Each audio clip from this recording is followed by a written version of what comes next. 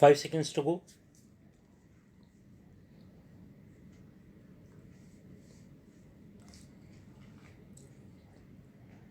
Start.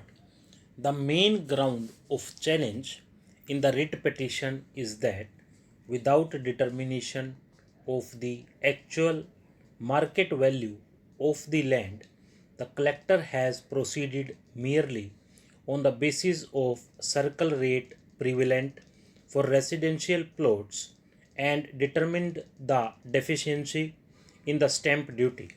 According to the learned counsel for the petitioner, the said property, area of which is said to be 0.134 hectares, has been purchased to increase his holding, considering the fact that the adjoining land is that of the petitioner, where cultivation, etc., is being done by the petitioner.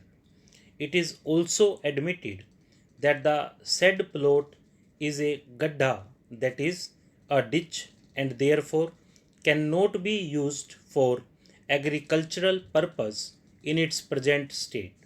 The contention of the petitioner is that the plot in question is surrounded by agricultural property in which agricultural activities are going on and no abadi is there in the vicinity. However, one boundary wall of the roadway stand is there, but that alone cannot be a determinative factor for treating the property to be residential. Further, contention of the learned counsel for the petitioner is that the collector has relied upon a report dated 24th March 2007, which is said to be of prior to initiation of the proceeding under section 47A 3 of the Act, and therefore the Commissioner erred in law in relying upon the same.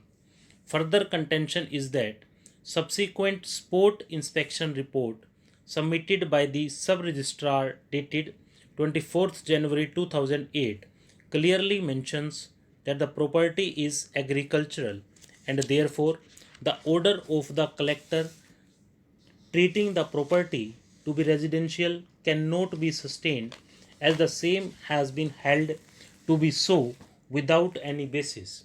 The matter was carried to the commissioner, but the commissioner also affirmed the order of the collector without interfering with the same. The point for consideration before this court is that the property in question, which is held by the collector to be of residential potentiality, is on the basis of report dated 24th March 2007, but the subsequent report of the sub registrar dated 24th January 2008 has given a finding that the property in question is agricultural. I have heard Shri Pradeep Kumar Rai, learned counsel for the petitioner, and the learned standing counsel appearing for the state.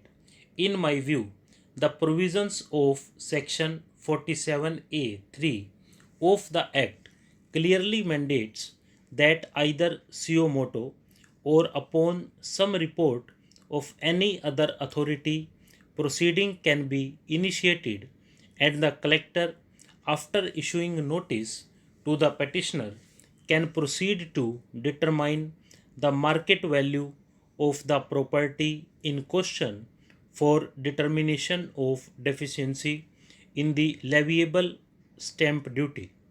This court, in the case of Ram Khilawan alias Bacha versus State of UP, reported in 2005 98 RD 511, has clearly held that for the purpose of determination of market value, same principle has to be adopted as for determination of payment of compensation to the landholders under the land acquisition proceedings.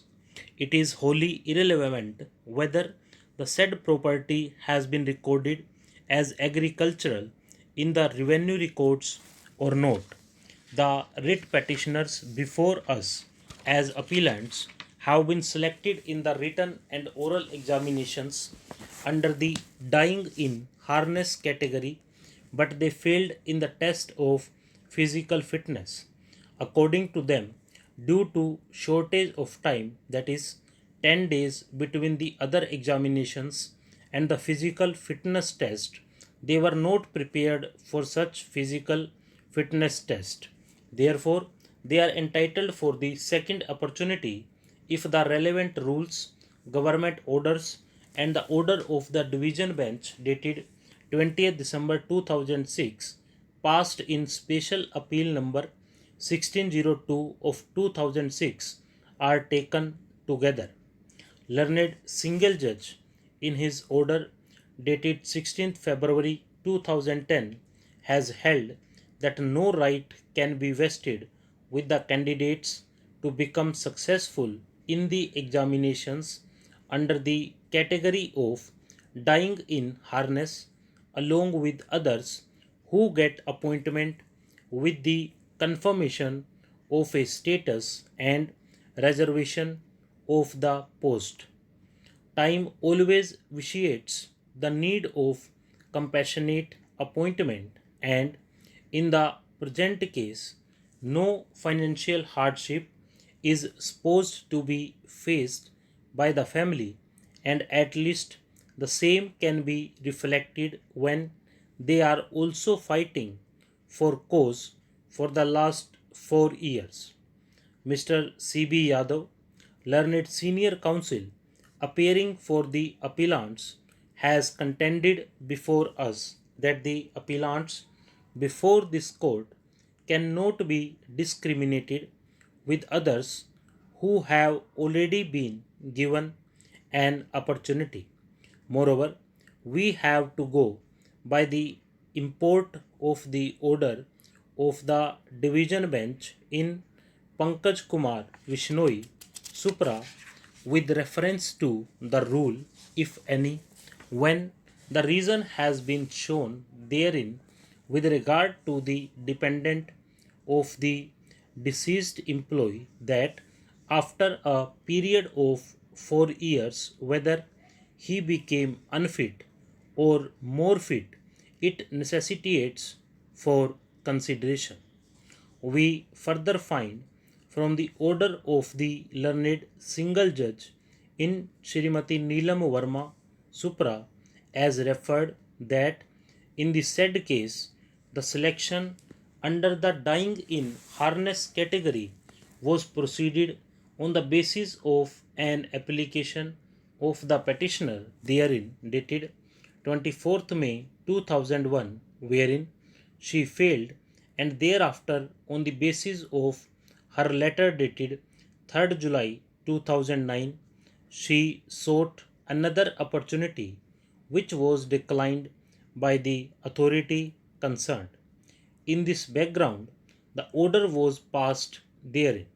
Therefore, the cause was considered by the self same learned single judge after a period of 8 years from the date of original application for appointment on compassionate ground.